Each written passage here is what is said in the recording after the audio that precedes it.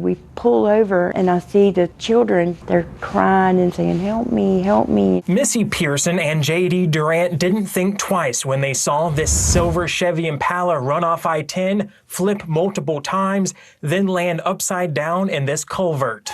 This is just west of the Minge Avenue exit, a stretch of the construction zone limited to 2 lanes and hardly any shoulder. When they started flipping like they did, I was afraid we was in for some hard times. JD's adult son James was with him and wasted no time rushing to the partially submerged sedan with 3 teens trapped inside. He was the first one to bail off in the water. I didn't know he was that strong, but he jerked the car door open. Missy Pearson was close behind and says she could hear the desperate cries as water poured into the car. That sent chills up your spine to hear kids yelling, "Help me," coming from a car? Yes, because I didn't know if there was somebody else in there that was maybe knocked out or if there was a baby in there, you know, because they were upside down in the water. Mariah Gill, the Bay High senior who was behind the wheel with her 2 younger brothers in the car, she remembers when these good Samaritans rushed to their rescue. I could hear my brother screaming, "Water's coming in," and I hear them fading away.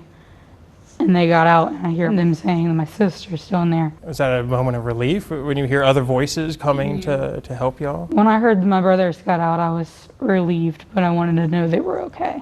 It was 10 or 15 cars that pulled off, and everybody was in the water, and we was getting the kids. I hollered for help, and it was 5 men right there helping us get the young lady out of the water. JD and Missy say they put Mariah's brothers in their truck until the ambulance got there. Missy then called the team's mom, Marie.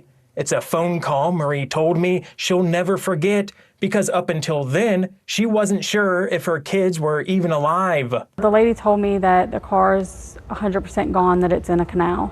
I said, "Are they alive?" She said, "Yes, they're all alive, but you need to get here." It seemed like the longest drive of my life. That was really hard, the phone call to make to them, because I wanted them to know, you know, your kids are okay, but I couldn't imagine getting a phone call like that. When that mother come up there, I won't forget that look for a long time. She was just shocked. She was just pale as she could be. And then when the dad got there, he was just the same way. The teens and other witnesses say this red Kia Soul was weaving in and out of traffic, forced the teens off the road, and then sped away. How do you feel about that, JD? This person didn't even stop and sped off. Well, you got good people in life and you got bad people in life.